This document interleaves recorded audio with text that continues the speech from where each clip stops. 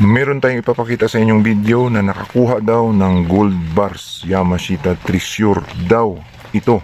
Kaya't pag-uusapan po natin kung gaano katunay itong kanila pong mga ipinapakitang video tungkol po sa mga ginto na kanilang nahukay daw.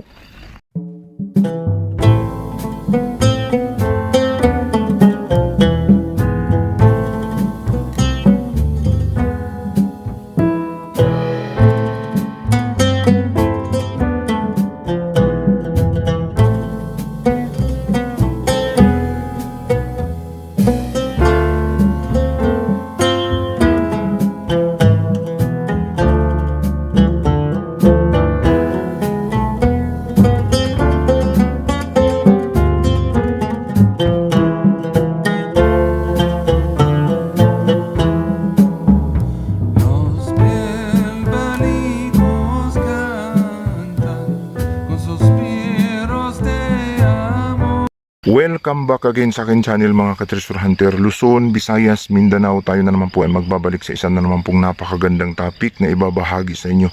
Tungkol nga po dito sa isang video ng ating ka-treasure hunter na nakakuha na naman daw ng mga gold bars mula po sa Yamashita Treasure Hunting. Atin po itong bibigyan ng reaction.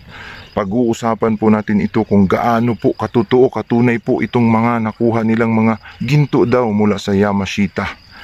Pero bago yan, tayo po muna ay magpapasalamat sa lahat po ng ating mga tagapanood, taga-subaybay, mga subscriber po, mga bashers at haters. Maraming salamat po sa patuloy po ninyong panonood, pagsuporta po sa aking mga videos.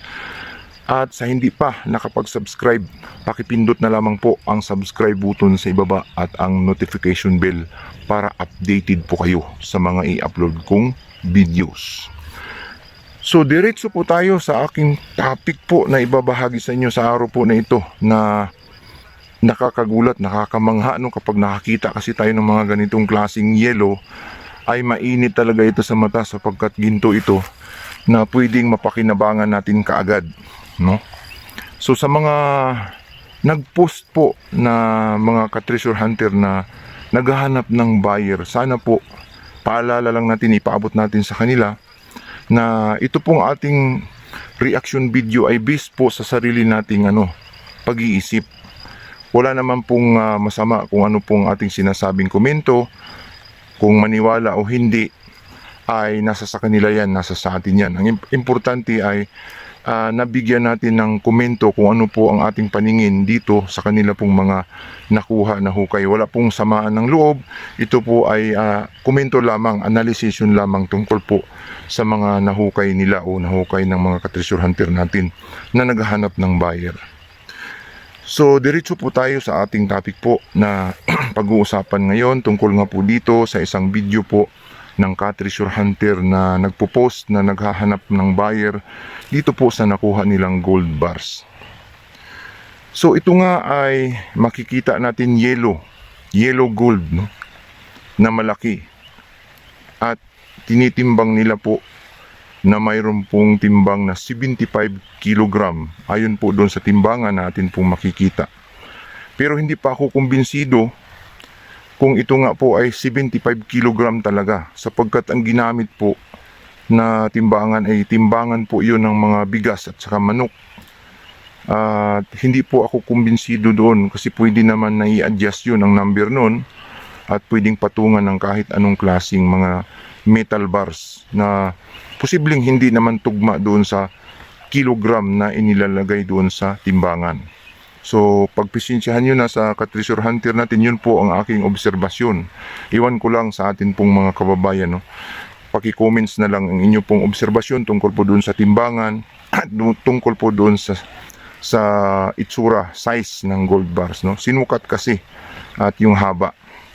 So sa makikita natin ay kulay yellow, may sukat, tinimbang 75 kilogram, no?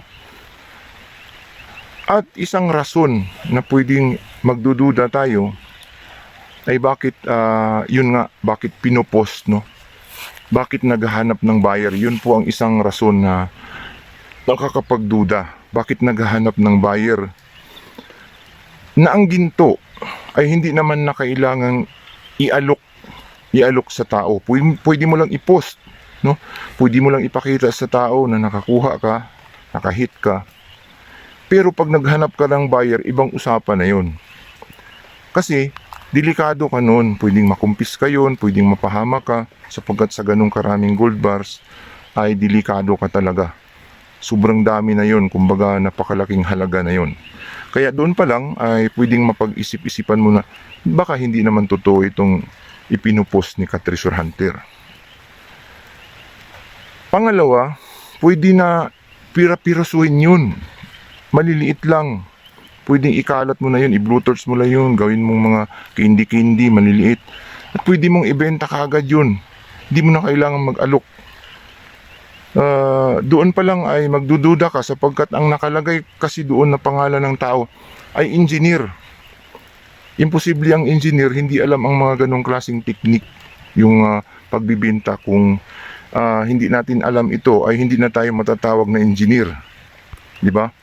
Pangatlong rason na pwedeng magduda tayo ay dahil hindi pinapakita yung gilid nung paglagari, nung nilalagari.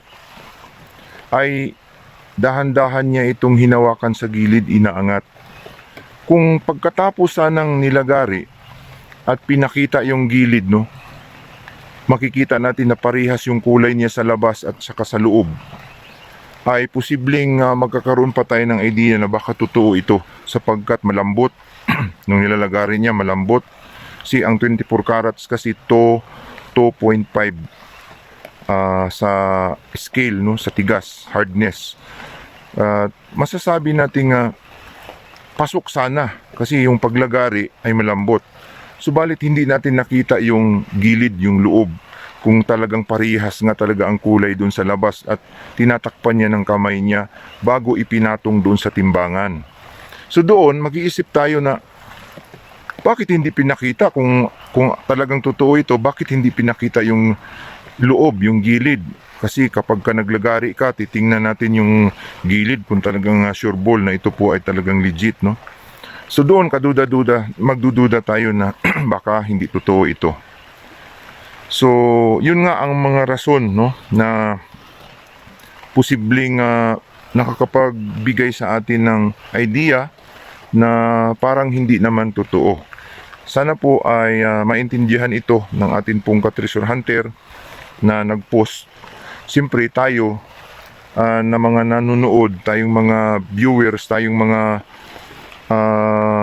gustong bumili, buyer, siyempre sisiguraduhin natin na ganun nga ito. Kasi pwede kasing ipapakita yan tapos magkaroon kayo ng transaction. Kapag nag-transaction na kayo, may ipapakitang totoo, naka-plated, no, kasi engineer, marunong tumunaw, marunong gumawa ng metal bars. Lalagyan nila ng totoong ginto, mamumuhunan sila, lalagyan sa labas, tapos babarinahin, kung saan babarinahin may nilagay sila doon na gold para pag testing ay gold talaga, pero pinuhunanan nila ng malaking halaga yon para makabinta din sila ng napakalaking halaga. Yan ay posibleng mangyari. So sana po ay patawarin tayo sa mga nagumagawa nito dahil hindi naman ito masama itong atin pong sinasabi, kundi ito po ay isang reaksyon lang, komento lamang na posibleng hindi nga ito totoo. At ito ay mahalaga sa atin pong mga kababayang maintindihan, malaman, sapagkat pwede po kasing maluko ang mga hindi eksperto nito na may mga mayayaman na kung saan first time makakita ng ganun at akala nila totoo talaga at magbigay ng pera. Yung mga hindi masyadong bihasa sa pagkilatis ay pwedeng mabiktima kung talagang hindi magkaroon ng idea. So napakalaking bagay po ang atin pong ibinahagi sa inyo para po lubos nating maintindihan kung talagang totoo ba ito, tunay ba ito. So kung mayroon sanang mga asay report mula po sa DENR, no, yung tinatawag na Geo and Sciences Bureau, no, mula po yan sa DENR, ay pwede po tayong makasabi na totoo siguro ito kasi napaasay, no. Pero pag hindi yun i-rebar. Tapos ganun kalaki, siguradong makumpiska yan doon kung talagang totoo man ito. At kung totoo ito, ay hindi na kailangang ipamahagi mo ang litrato o video sa taong bayan o ipakita mo pa sa taong bayan na naghahanap ka ng buyer. Pwede naman na ipakita mo sa taong bayan yan, i-share lang na, nakakuha ako ng treasure, sana kayo din, magbigay ako ng inspirasyon sa inyo, magbigay ako ng patunay sa inyo na totoo talaga. Kasi wala pa namang nakakita na naglantad na ako nakakuha. Totoo talaga kasi pwede kasing mapahamak ka eh. Kaya marami na nakakuha na hindi naman nagsasabi sapagkat delikado nga ang buhay, no? Delikado ang sitwasyon ng isang taong nakakuha. So sa mga dagdag natin yung kabayan natin, bakit naipakita yung nauna nating video, nakakuha ng Buddha, nakakuha ng mga gold bars dun po sa Quezon Province, bakit naipost yun? Hindi po niya pinupost yun.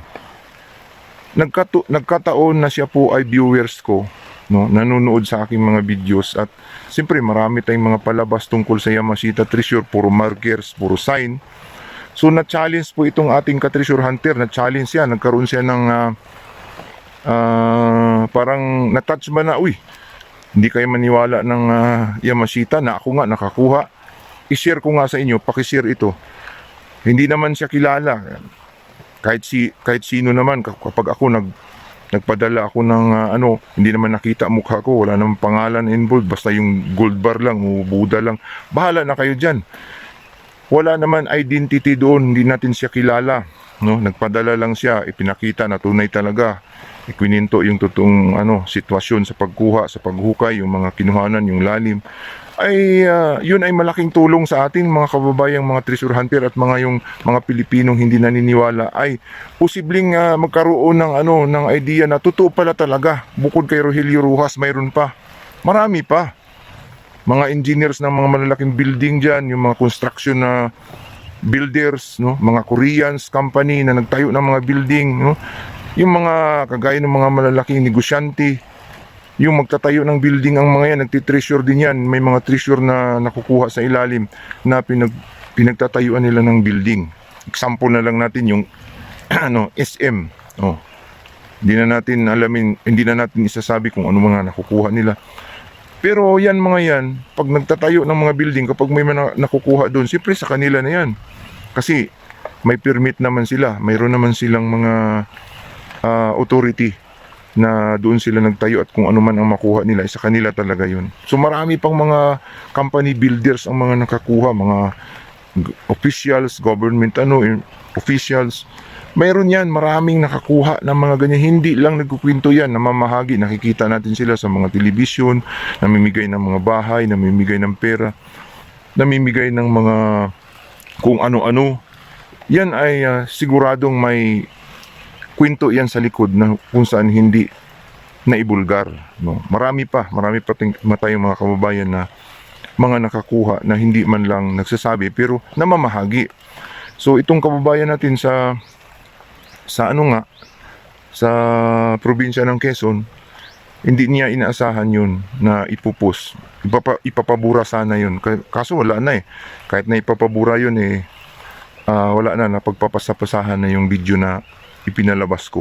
So salamat na lang at na-forward sa atin, nagkaroon din tayo ng idea, no, na mayroon pala talaga na nahukay na ganyan na Yamashita Treasure. Kung wala kang patunay, hindi naniniwala. Kita nyo yung patunay niya, may assay report siya, mayroon siyang mga certificate, mayroon siyang gemology, GIA certificate. Kumpleto siya. Pero ito pong naipalabas, ito pong isa na nagpo-post, wala siyang assay report, no? Wala siyang DENR, no, na yung tinatawag na Geosciences Bureau report, assay report. So doon ay magdududa ka. Doon kasi sa assay report may serial number doon na pwedeng i-check mo doon sa internet, no? I-check mo doon kung totoo talaga, lalabas doon. Then mabiverify mo doon sa agency, government agency na napa-assay niya. Totoo pala talaga yun kasi may proof, may proven talaga. So ito ay kaduda-duda. So masasabi natin, ang komento ko nito ay hindi ako sure, hindi ako naniniwala na ito po ay totoong gold bar, no? Sa ano niya, sa kilos niya, sa ipinapakita niya, sa itsura, sa idea niya na ipinamahagi, ipinopost, ay hindi ako masyadong kumbinsido. Pero iwan ko lang sa atin pong mga kababayang mga nanonood. Paki-comments na lamang po kung ano po ang inyong komento, inyong analyze dun po sa kanyang nakuha daw na mga gold bars, para po malaman natin kung ano po inyong mga reaksyon tungkol po dito. So sana po ay nakapagbigay tayo ng idea, no, tungkol po sa mga nangyayari, kaganapan po tungkol sa Yamashita treasure hunting, no. Ito po ang inyong ka-treasure hunter, nagsasabing kapag tayo po ay naghahanap, tayo ay tiyak na makakahanap. Maraming salamat po.